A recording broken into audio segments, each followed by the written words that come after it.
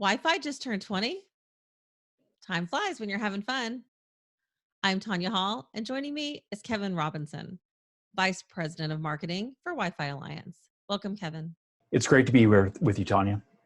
So, what is the mission of the Wi-Fi Alliance?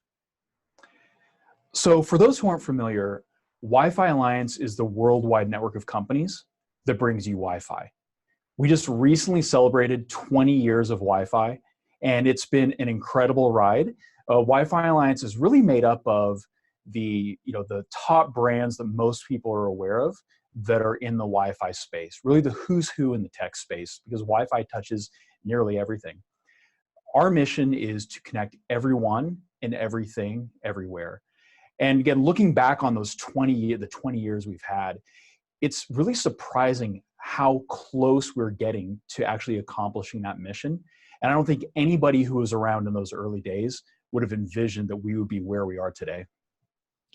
So, like you said, Wi-Fi as a commercial and consumer technology just celebrated its 20th anniversary.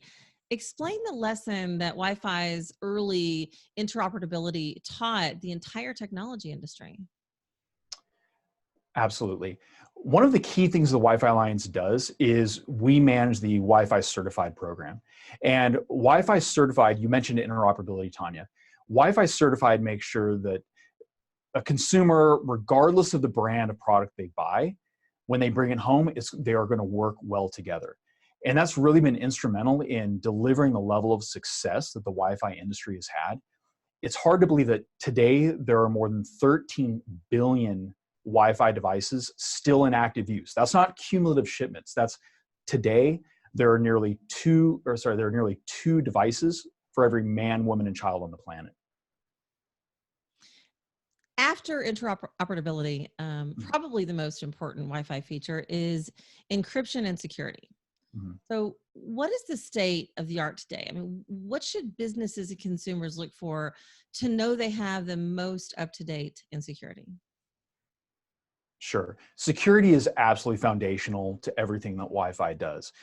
If you've been following kind of the more recent news around Wi-Fi and recent programs, Wi-Fi Alliance launched WPA3, which is now the current generation of Wi-Fi security. I'm sure we'll be talking a little bit later on about Wi-Fi 6, which is the next generation of Wi-Fi. And WPA3 is a mandatory component of Wi-Fi 6. What WPA3 does is it really it strengthens the security of Wi-Fi by ensuring that that if somebody is attempting to guess your password, that they have to go through repeated attempts, and that it's far less susceptible to, if you've heard the term, brute force attacks, far less susceptible to brute force attacks than previous generations of Wi-Fi security were. Explain the Wi-Fi naming transition for IEEE standards to generations. So coming up with the new approach to generational naming, you would think it's a fairly easy thing to do, but there's a lot of inertia to overcome. For many, many years, we've been using the 802.11a, b, g, n, kind of the alphabet soup of standards, if you will.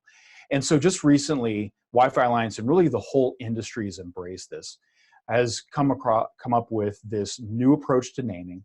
And as I mentioned earlier, Wi-Fi 6 is the coming generation of Wi-Fi, which is going to deliver far greater user experience, and particularly improve enhancements to the experience in more demanding, congested environments. Wi-Fi 6 is, again, going to provide great experience, and its benefits are really most prevalent, most noticeable as you add more and more devices to a network. So it's less and less now about the kind of the top speed or the top number you see on the box, and more about how you deliver aggregate performance across all the devices in your network. Whether that's the dozen plus devices in your home, or whether that's really challenging environments like train stations, airports, or a stadium. Where will we see the first Wi-Fi 6 implementations? Mm-hmm. So already you're seeing the industry bringing early implementations of Wi-Fi 6 to market. So some examples of that, the Galaxy S10, in fact, was the first smartphone device that supports Wi-Fi 6. We're also seeing it in enterprise access points and some of the higher end gaming routers, those types of devices. But really, very soon, especially after the launch of Wi-Fi certified 6, you should expect to see much broader adoption of Wi-Fi 6 in almost any device that you're looking to purchase. What role do you see Wi-Fi playing in the 5G world? So it's interesting. Obviously, there is a lot of coverage, a lot of hype, if you will, around 5G. And I think one of the most important points that really is getting lost in the conversation around 5G is kind of that complementary or symbiotic relationship between Wi-Fi and cellular. It's a relationship that's been here for many years. 3G and Wi-Fi were very strong complements to one another. 4G and Wi-Fi, et cetera.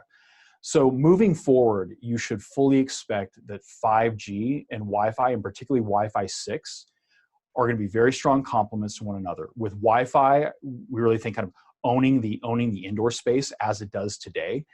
There's some recent forecasts coming out of Cisco with their VNI report that actually project that the amount of data, the percentage of data that is offloaded to Wi-Fi is going to increase over the next several years, not decrease.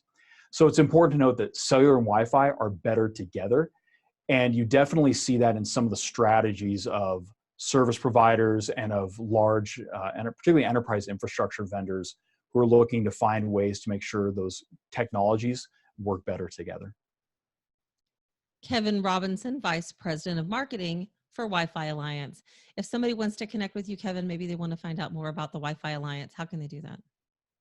Well, definitely they can connect with Wi-Fi Alliance, the organization, through our Twitter feed, or they can connect with me personally through LinkedIn. Sounds good. Thanks again.